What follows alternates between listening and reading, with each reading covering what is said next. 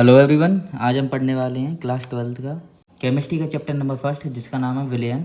ठीक है, तो विलयन किसे कहते हैं, विलयन के प्रकारों को समझाइए। विलयन के बारे में बात करते हैं कि विलयन होता क्या है। ठीक है, विलयन वह समांगी मिश्रण होता है जिसमें दो या दो से अधिक पदार्थ पूरी तरह आपस में मिल जाते हैं और अलग अलग दिखाई नहीं देते। तो विलयन क्या होते हैं कि एक ऐसा समांगी मिश्रण होता है। अब दो प्रकार के मिश्रण होते हैं, एक तो समांगी मिश्रण होता है और एक विषमांगी मिश्रण होगा। ठीक है, समांगी मिश्रण वो मिश्रण होता है जब हम दो पदार्थों को मिलाते हैं तो वह अलग अलग नहीं दिखते, वो हमारा समांगी मिश्रण कहलाता है। ठीक है, तो विलयन भी ऐसा क्या होता है जब हम दो चीज़ों को मिलाते हैं, मिलाने के बाद वो अलग अलग ना दिखता हो, ठीक है, वो हमारा विलयन कहलाता है। अब जैसे विलयन हमारे उदाहरण में देख लेते हैं, नमक प्लस पानी, ठीक है, चीनी प्लस पानी। जब हम पानी में नमक मिलाते हैं तो क्या होता है, वो पूरी तरीके से घुल जाता है। और ऐसे ही विलयन जब हम पानी में चीनी मिलाते हैं तो भी वो क्या होता है, आसानी से घुल जाता है। ठीक है, विलयन के घटक के बारे में बात कर लेते हैं।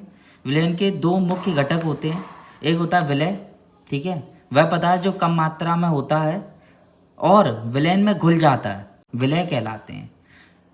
अब देखो, विलय और विलायक को मिलाने पर हमें क्या मिलता है, विलयन मिलता है।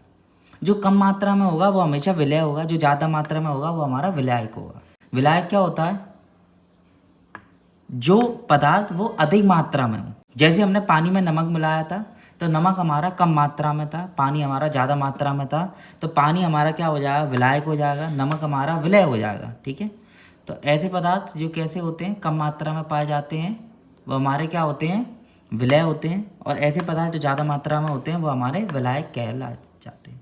उदाहरण में नमक, शक्कर वगैरह ये क्या होते हैं, विलय का उदाहरण है।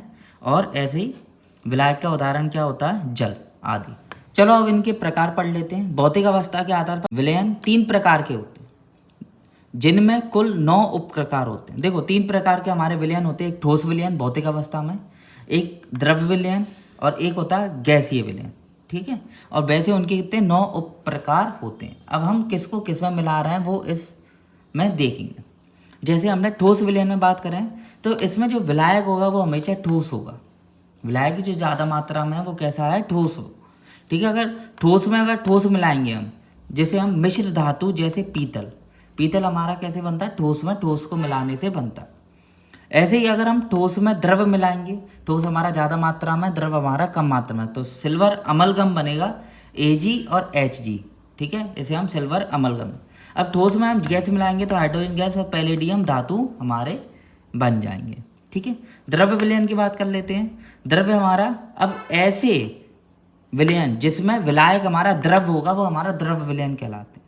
ठीक है, द्रव्य विलयन में हम द्रव्य में ठोस मिलाते हैं। विलय हमारे क्या होते हैं, कम मात्रा में होता है, विलायक हमारा ज़्यादा मात्रा में होता है। ठीक है, द्रव्य में ठोस मिलाया तो जल में हमने नमक मिला दिए तो हमारा ये क्या हो गया, द्रव्य विलयन हो गया। ठीक है, अब द्रव्य में द्रव्य वाला, जल में एल्कोहल मिलाना।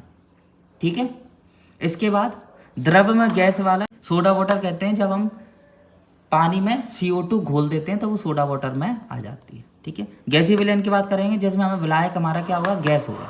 ठीक है, और विलयन क्या होगा हमारा, तीनों अलग अलग अवस्था में होंगे। जैसे गैस में हमने जब ठोस मिलाया, धुएं के कण, उदाहरण में क्या आ जाएगा, धुएं के कणों में हमने क्या, गैस में ठोस का कुछ पदार्थ होते हैं। ठीक है, गैस में द्रव्य मिलाया कोहरा, हमें कोहरा दिखता है सर्दियों में, तो हमारा क्या हो गया, वो एक गैसीय विलयन हो गया।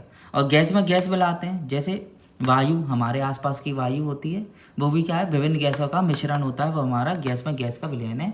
ठीक है, तो ये इसके प्रकार हो गए। ठीक है, विलयन के